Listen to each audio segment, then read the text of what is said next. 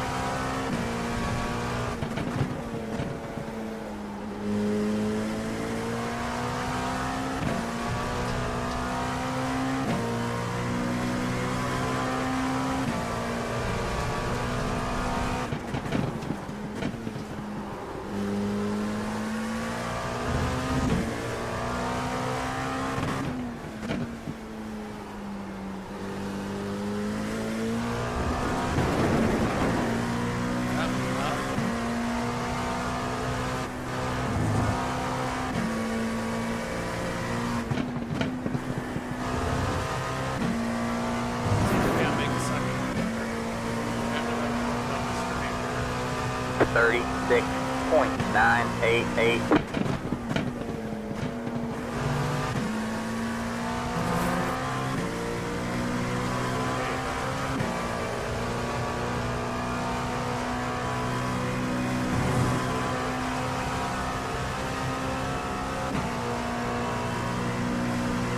You have about 1 lap of fuel left.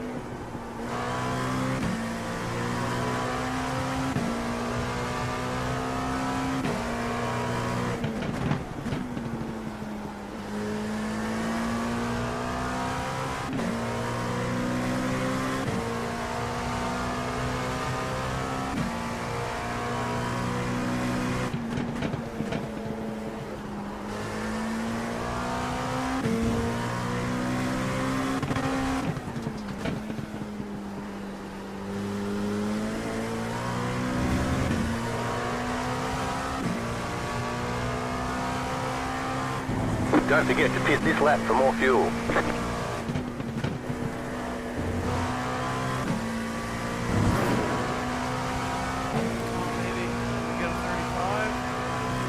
35.97. That was your fastest lap of the session. Okay, let's watch that back.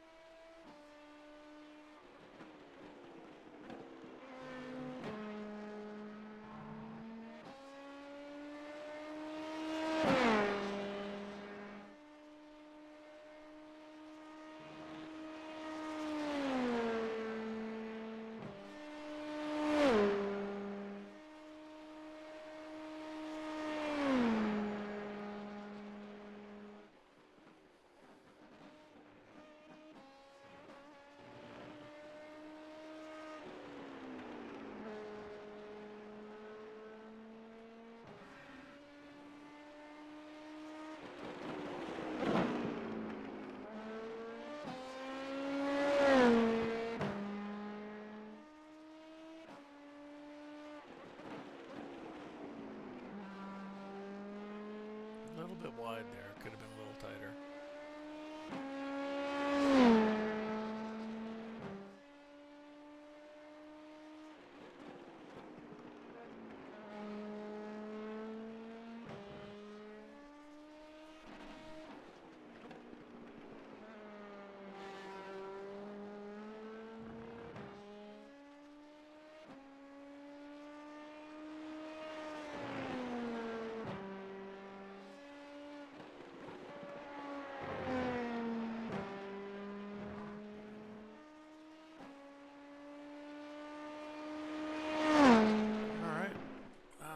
Watch that back in the cockpit view, and I'll see if I can do a walkthrough of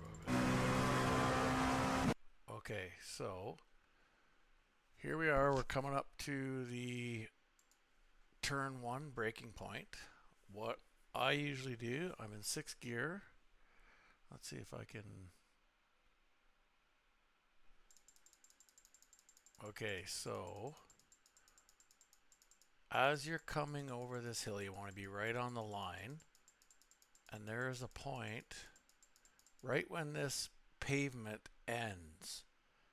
If you watch, you might be able to see it here. You can see where I start using the brakes. It should be right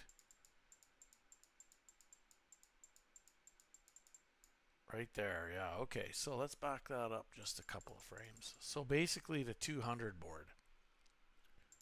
So at the 200 board, I get hard on the brakes.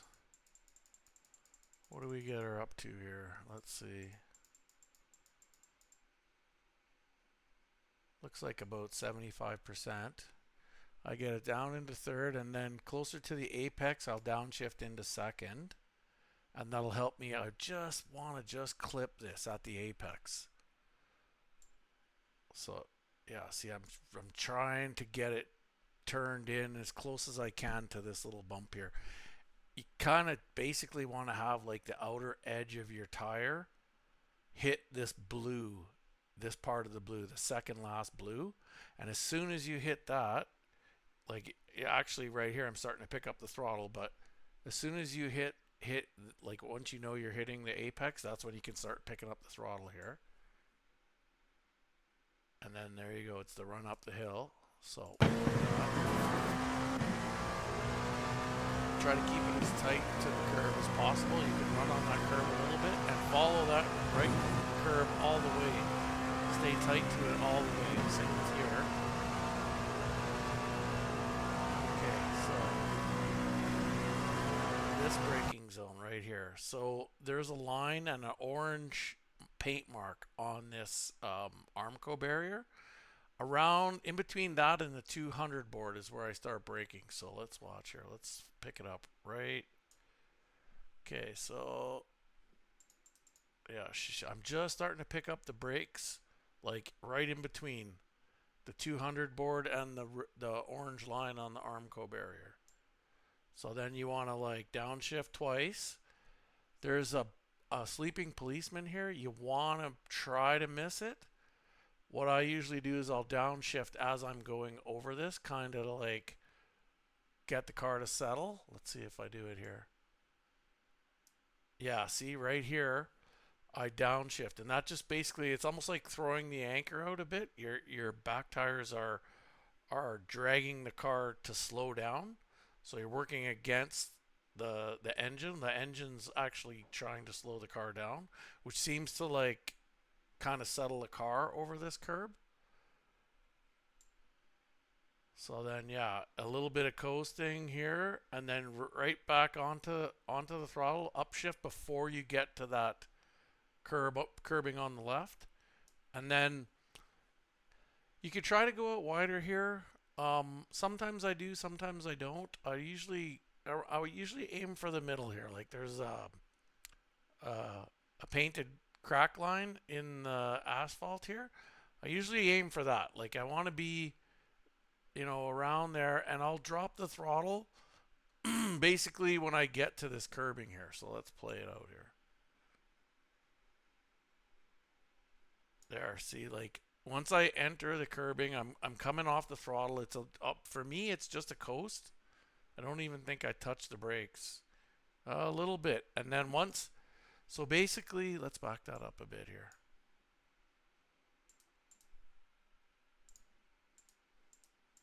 Okay, so basically once I see the Marshall stand, I start picking up the throttle, and I want to be on this curb because it helps the car turn. So, and you let it drift all the way out, but you don't want to go over the curbing out here by this Armco out on the outside. You just want to be like right side tires on it, and then upshift to fifth. Here, we'll play it out. Yeah, see, I didn't even go. Okay, I didn't even go all the way on it. I could have went a little bit wider there, but I didn't really need to. I didn't need to use all the track, so I kind of kept it tighter. So this braking point up here for this corner, there is this drain on the right hand side of the track. What I try to do is I try to stay out here, and then as soon as I start braking, I try to brake as much as I can in a straight line for the first two downshifts. And then once the car kind of bites in on the front, I let off a little bit, I think, on the brake, and then I downshift a second. But let's see what I do here. Okay, so yeah, I'm just starting to brake right before this drain here. So there's 1, 2 downshifts. So that was initial like 80%. Trying to brake in a straight line. You don't want to be braking downhill in this banking because it'll want to spin the car. So yeah, and then I'm just kind of trailing off, and then I got down to second there. And then once the car bites, then this is where I start picking up the throttle. So let's back it up a bit here. So basically, once I feel the car going, like I know that the car is going to rotate through the corner, that's when I'm going to pick up the throttle, and I'm going to take the car wide out to the outside curbing here. So you see right here, I'm full on the throttle, and then I'm going to let it drift out in third, and then up to fifth here. Okay, now my braking point, a lot of people do this differently. This little, the toe of the boot, it's called. Some people brake and they go up the track and then they cut back. For me, my own personal preference is I like to brake and keep tight to the curb because I don't want anybody passing me on the inside if I do that. Like a lot of guys, they do this in the race. They'll brake out wide and then they'll come back. But the problem is you're leaving the door open for some guy like me to dive in on the inside. And then that takes away your late apex. Whereas the way I'd like to do it, I don't leave any room for anybody to dive under me in this corner. So what I'll do is I come in to about the 100 board, and then it's a hard brake and down to second. So like, let's see how much my brake goes up. Yeah, I'm like at 80% braking there. And then it's a quick 1, 2, 3.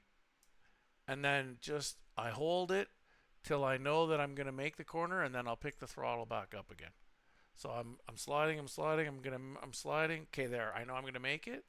So I'm back on the throttle, but I'm also kind of modulating because I don't want to spin out here.